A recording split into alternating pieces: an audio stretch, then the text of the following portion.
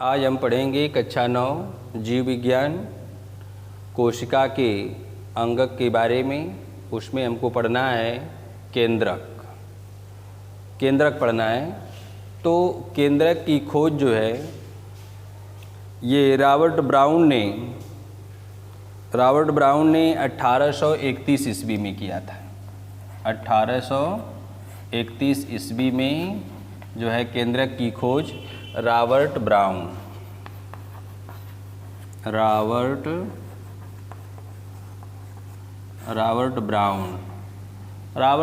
नामक वैज्ञानिक ने 1831 में कोशिका के अंदर जो है केंद्रक की खोज की थी।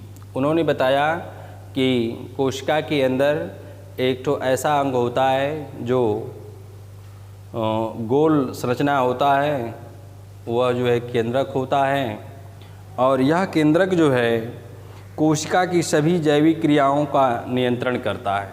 यह जो केंद्रक है, यह केंद्रक जो है कोशिका के सभी जैविक क्रियाओं पर नियंत्रण करने का कार्य करता है। इसी कारण इसको कोशिका का कंट्रोल रूम कहा जाता है। यह नियंत्रण करने के कारण जो है कोशिका को हम कंट्रोल रूम के नाम से जानते हैं। यह सर्वप्रथम केंद्रक की खोज जो है पहले हमने बता चुके हैं कि जो है केंद्रक की खोज 1831 ईस्वी में रॉबर्ट ब्राउन नामक वैज्ञानिक ने केंद्रक की खोज की थी।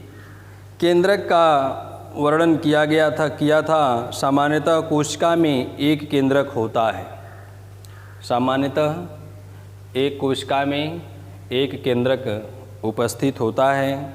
कुछ कोशिकाओं जैसे RBCS में केंद्रक नहीं होता है।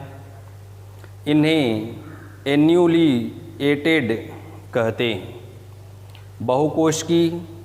बहुकेंद्रकी कोशिकाओं का सिनोसाइट्स, बहुकोशिकी केंद्रक को हम सिनोसाइट्स के नाम से जानते हैं। अब है केंद्रक के भाग। केंद्रक के जो है 3 भाग होते हैं। पहला है केंद्रक आवरण, दूसरा है केंद्रक द्रव्य, तीसरा है केंद्रक जालिका। तो हम पढ़ेंगे केंद्रक आवरण के बारे में पढ़ेंगे। तो यह केंद्रक के चारों ओर 2 झिल्लियों का बना होता है। इसमें जगह जगह पर छोटे छोटे केंद्रक छिद्र, इनमें जो है जगह जगह पर आप देख रहे हैं कि जो है केंद्रक छिद्र बना होता है, और जिससे केंद्रक आवरण में कोशिका द्रव्य के बीच पदार्थों का आदान प्रदान होता है। इसके जो है केंद्रक के बीच यह जो है पदार्थों का जो है आदान प्रदान किया जाता है। दूसरा है केंद्रक द्रव्य। तो केंद्रक द्रव्य क्या है? केंद्रक के अंदर पारदर्शी, अर्धतरल व कणकीय पदार्थों का भाग होता है। इसमें क्रोमोनेटा या क्रोमेटिन तंतु और केंद्रिकाएं उपस्थित होती। अगला है तीसरा, हम पढ़ेंगे केंद्रक जालिका के बारे में पढ़ेंगे। केंद्रक आवरण पढ़ लिए, केंद्रक छिद्र पढ़ लिए और केंद्रक द्रव्य भी पढ़ लिए। अब हम पढ़ेंगे केंद्रक जालिका के बारे में पढ़ेंगे। तो यह धागे नुमा रस्सी के समान जो है तंतु केंद्रक जालिका होती है। यह इन जंतुओं को क्रोमेनिमेटा कहते हैं तथा इनमें बने जाल को न्यूक्लियर रेटिकुलम के नाम से जाना जाता है, या इसको हम क्रोमेटिन जाल भी कहते हैं। गुणसूत्र केवल केंद्रक विभाजन के समय ही दिखाई देते हैं। क्रोमोसोम्स में आनुवंशिक गुणों का यह सूचना का केंद्र है। यह इसके अंदर जो है केंद्रक जालिका या न्यूक्लियोप्रोटीन का बना होता है। केंद्रक में 2 प्रकार के न्यूक्लिक अम्ल उपस्थित होते हैं, डीएनए और आरएनए। डीऑक्सी राइबोज न्यूक्लिक अम्ल हम डीएनए को बोलते हैं और आरएनए राइबोज न्यूक्लिक अम्ल को हम आरएनए के नाम से जानते हैं। इसमें डीएनए केवल गुणसूत्र में पाया जाता है और आरएनए केंद्रक के कोशिका द्रव्य में यह दोनों में पाया जाता है। क्रोमोसोम्स डीएनए तथा प्रोटीन के बीच बने डीएनए के क्रियात्मक खंड को जीन के नाम से जानते हैं। जो डीएनए का क्रियात्मक खंड होता है वह जीन के रूप में होता है या जीन के नाम से जाना जाता है। केंद्रिका क्या है? यह जो आप देख रहे हैं एक छोटा सा भाग है केंद्रिका। यह केंद्रिका जो है केंद्रक के अंदर 1 या 2 केंद्रिकाएं उपस्थित होती हैं जिनमें आरएनए तथा प्रोटीन होते हैं। इनके द्वारा राइबोसोम बनाने के लिए राइबोसोमल आरएनए का संश्लेषण होता है। अब हम पढ़ेंगे केंद्रक के कार्य। अभी हम पढ़े हैं केंद्रक के बारे में कि केंद्रक की खोज जो है 1831 ईस्वी में रॉबर्ट ब्राउन ने किया था।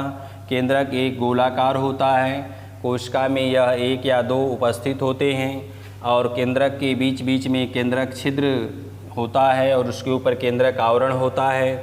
अंदर जो है केंद्रक जालिका होती है और उसके अंदर केंद्रक के अंदर एक छोटा सा केंद्रक होता है जिसको हम केंद्रिका के नाम से जानते हैं। अब हम पढ़ेंगे केंद्रक के कार्य। केंद्रक के कार्य, तो केंद्रक के क्या कार्य हैं? कोशिका के अंदर होने वाली सभी जैविक क्रियाओं का नियंत्रण केंद्रक ही करता है। इसी कारण केंद्रक को कोशिका का कंट्रोल रूम कहा जाता है। इसलिए हम कंट्रोल रूम के नाम से केंद्रक को जानते हैं, क्योंकि सारी क्रिया जो कोशिका की समस्त क्रियाएं जो है इस केंद्रक के अंदर ही होती हैं।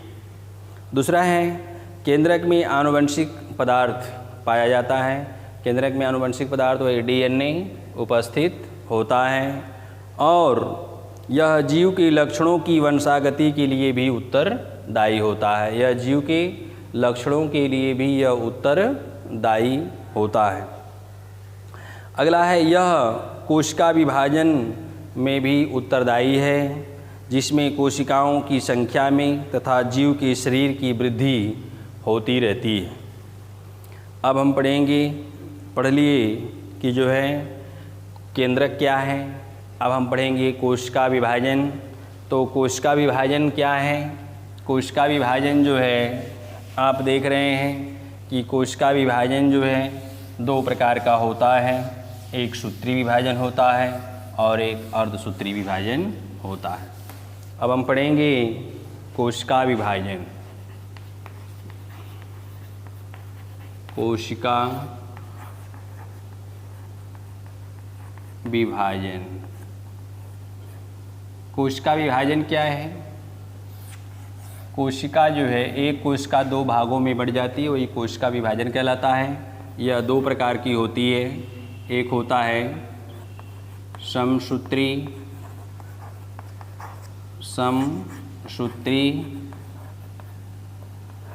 विभाजन और दूसरा होता है अर्धसूत्री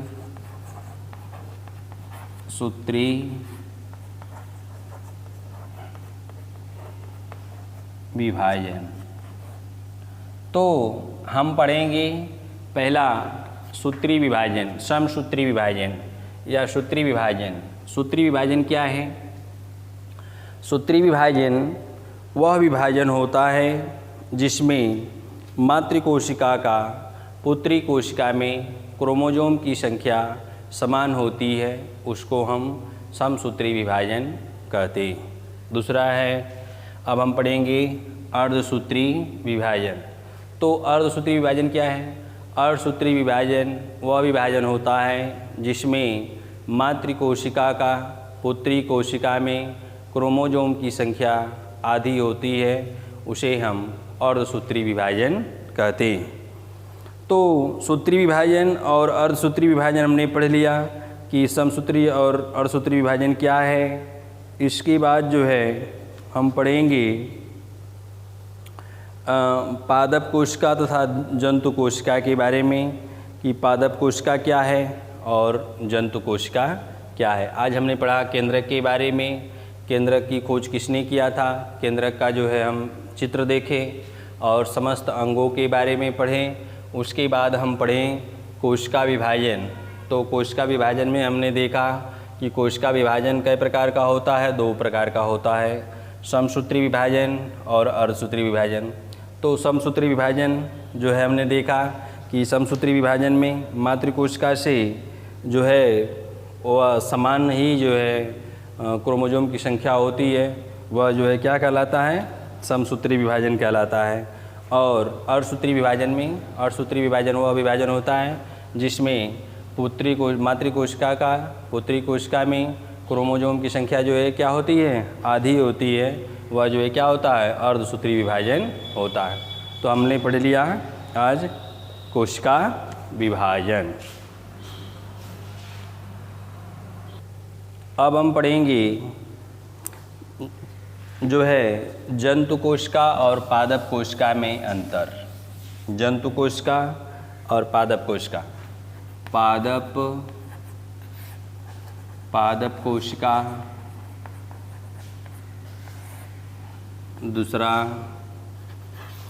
जंतु कोशिका। पादप कोशिका और जंतु कोशिका में हमको क्या पढ़ना है?